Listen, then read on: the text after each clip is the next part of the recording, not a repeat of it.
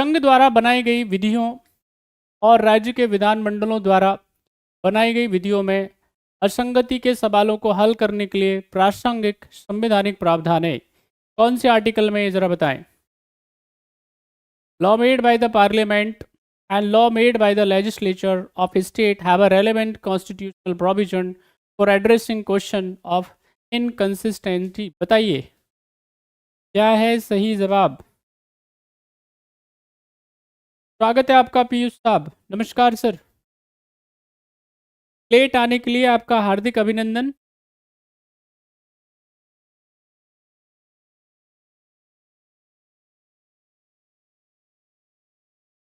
चलिए जल्दी जल्दी आंसर करें, फटाफट आंसर करते रहें। और जिन बच्चों को नहीं पढ़ना था वो चले गए, ये है ईमानदारी वाली बात। बहुत ही बढ़िया, I am really much thankful. जिनको नहीं पढ़ना था वो चले गए। अब ठीक है, अब बढ़िया है।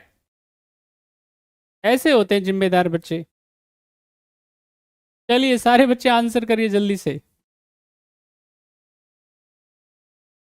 अब बस ये जब अब जितने भी बच्चे हैं वो सब पढ़ने वाले बच्चे हुए ना, बाकी सब अपना चले गए।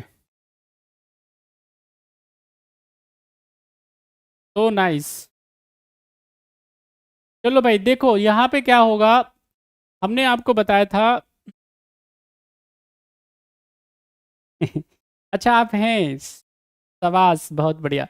देखिए हमारे पास में क्या है, अनुसूचियों के बारे में हमने बात करी थी। किसके बारे में? शेड्यूल्स के बारे में बात करी थी। और शेड्यूल की संख्या हमारे पास में 12 है अभी। उसमें से एक 7वें नंबर की शेड्यूल है। कौन से नंबर की? 7वें नंबर की शेड्यूल है ये, 7वें नंबर की। और 7वें नंबर की शेड्यूल को बांटा गया है 3 भागों में ना, लिस्ट बोल सकते हैं। एक है आपके पास में वो है यूनियन लिस्ट, और एक है आपका स्टेट लिस्ट, और एक है आपका कनकरेंट लिस्ट। अब ये यहाँ पे ये 3 लिस्ट हैं, इसमें 101 सब्जेक्ट हैं। स्टेट लिस्ट में हैं आपके 61 सब्जेक्ट, पहले इसमें 66 हुआ करते थे। अभी क्या है, इसके अंदर है 52 सब्जेक्ट। तो ये क्या है, ये लिस्ट है। इस पे कानून बनाने की जो शक्ति है, लॉ फॉर्मेशन की जो पावर है, इंडियन लिस्ट के मामले में केवल और केवल संसद के पास है। Parliament of India can make law, यानी भारत की संसद 101 विषय पे क्या बना सकती है, कानून बना सकती है। ये किस में है? यूनियन लिस्ट में। जितने भी इंपॉर्टेंट विषय हो सकते हैं आप याद कर लेना कृपया करके, मैं वापस से बोल देता हूँ। एग्जाम्पल के तौर पे जैसे सिटीजनशिप, अभी CAA बड़ा इंपॉर्टेंट है, चल रहा है, अभी चर्चा में चल रहा है। तो सिटीजनशिप अमेंडमेंट एक्ट, तो सिटीजनशिप पे कानून बनाने की शक्ति किसके पास होती है? संसद के पास। और राज्यों के पास में कोई अधिकार नहीं होता है। पश्चिम बंगाल वाले जो है चिल्ला चिल्ला करके रह गए, हम लागू नहीं करने देंगे, ऐसा नहीं करने देंगे। अब चलो भाई, तुम्हारे जैसे बहुत आते हैं, लगा लागू कर दिया है। CAA क्या कर दिया है, सेंट्रल गवर्नमेंट ने इम्प्लीमेंट कर दिया है। और कई सारे जो है राज्य जो है वो ढिंडोरा पीट रहे थे कि नहीं होगा, हाय तौबा कर रहे थे, नहीं जो है हमारी XYZ पे होकर के क्या होगा, ये CAA लागू होगा। तो अब आप देख लो, अब उनकी XYZ कहाँ पे पता नहीं चल रहा है। तो लागू कर दिया किसने? केंद्र सरकार ने इसको लागू कर दिया। जो प्रताड़ित हैं, जिनको दुख हुआ है, जिनको धार्मिक प्रताड़ना जिनकी हुई है, और जिनको क्या है अलग अलग तकलीफों में बेचारे वो यहाँ पे आए हैं, सालों से यहाँ पे रह रहे हैं, उनको सरकार की बहुत सारी जो स्कीम्स हैं उनका फ़ायदा नहीं मिल रहा है। तो कम से कम अब उनको फ़ायदा तो मिलेगा, यहाँ पे रह रहे हैं वो, समझ रहे कि नहीं?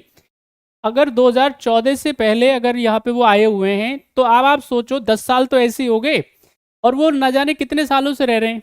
कोई 5 साल से रह रहा है, कोई 8 साल से, कोई 10 साल से, कोई पता नहीं कब कब से रह रहा है। उसके पास कोई बेचारे के पास डॉक्यूमेंट नहीं है। स्कूल में एडमिशन कराने जाए बच्चों का तो वो तो उनकी तो हालत और ख़राब थी। तो गवर्नमेंट ऑफ इंडिया ने क्या किया, बहुत बढ़िया काम किया है। गवर्नमेंट ऑफ इंडिया ने CAA को लागू करके जितना शानदार और मानवीय आधार पर जो बढ़िया शानदार काम किया है, उसकी खूब तारीफ होनी चाहिए, अवेयरनेस फैलाई जानी चाहिए। लेकिन हो क्या रहा है, कुछ लोग हैं जिनको समस्या है इससे, ठीक है, उनको भी समझाने का काम करना चाहिए। भाई वो भी थोड़े इंसान बन जाए, वो भी थोड़े क्या बन जाए, थोड़ी ह्यूमैनिटी लेकर के आ जाइए। क्या प्रॉब्लम है उनको? थोड़ा उनको अपनी जेब से देना पड़ रहा है, गवर्नमेंट गेहूँ देगी, उनको तकलीफ किस बात की है?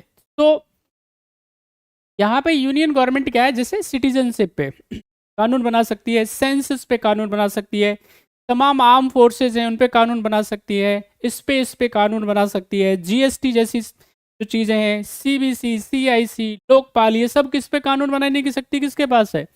कानून बनाने की शक्ति है केवल और केवल संसद के पास में। अब हम बात करते हैं किसके बारे में, स्टेट लिस्ट में। जैसे पुलिस हो गया, जमीन हो गई, ठीक है कि नहीं, लैंड हो गया, एग्रीकल्चर हो गया, सब पे कानून बनाने की शक्ति राज्यों के पास होती है। दिल्ली के पास नहीं है, अलग बात है। दिल्ली राज्य भी है और यूनियन टेरिटरी भी है ना। यहाँ पे लेजिस्लेटिव असेंबली है, लेकिन यहाँ पे पुलिस के मामले में, लैंड को लेकर के, लॉ एंड ऑर्डर को लेकर के क्या है, दिल्ली के पास में कानून बनाने की शक्ति नहीं है। कंकरेंट लिस्ट में दोनों ही केंद्र और राज्य ज़रूरत के हिसाब से कानून बना सकते हैं। फॉरेस्ट एक इम्पॉर्टेंट है, एजुकेशन एक इम्पॉर्टेंट है, इलेक्ट्रिसिटी इम्पॉर्टेंट है, इन सब पे कानून बना सकते हैं। अच्छा, अब यहाँ पे बात आती है कि अगर मान लेते हैं, क्योंकि संघ सूची के विषयों पे कानून बनाने की शक्ति किसके पास है, केवल और केवल किसके पास में, संसद के पास में, पार्लियामेंट के पास है। अब बचे क्या, दो लिस्ट। एक तो बचा आपके पास में कंकरेंट लिस्ट यानी कि समवर्ती सूची, और एक बचा आपके पास में स्टेट लिस्ट यानी राज्य सूची।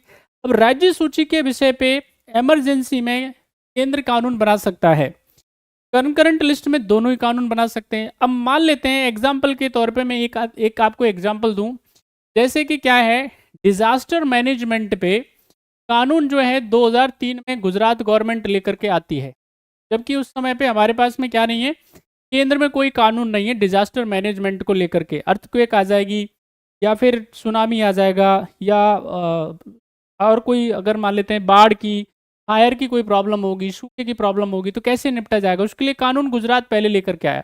2005 में भारत सरकार लेकर के आई। तो जब तक क्या है, 2005 में भारत सरकार नहीं लेकर के आई थी, तब तक राज्य में कानून किसका लगता था, राज्य का ही लगता था। लेकिन अब क्या है, अगर कोई इंपॉर्टेंट प्रोविजन है केंद्रीय कानून में, तो उसको क्या है, राज्य रेफरेंस के तौर पे ले सकता है। सिंपल।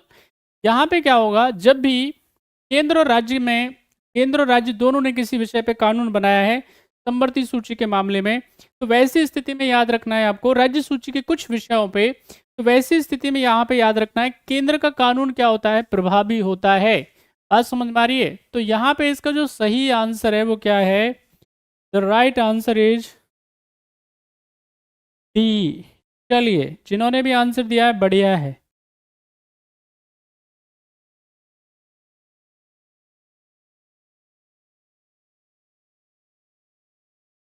वही तो, ये समझते नहीं है ना भाई कटारिया साहब। चलो, नेक्स्ट क्वेश्चन आपकी स्क्रीन पे है, क्वेश्चन नंबर 4। जल्दी बताएं आंसर क्या होगा।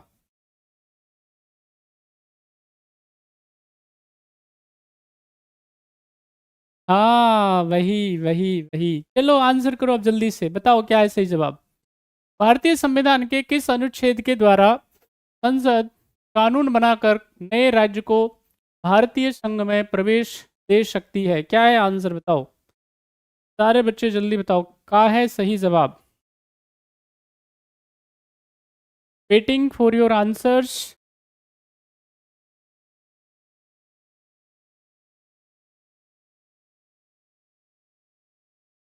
सभी बच्चे आंसर करो भाई।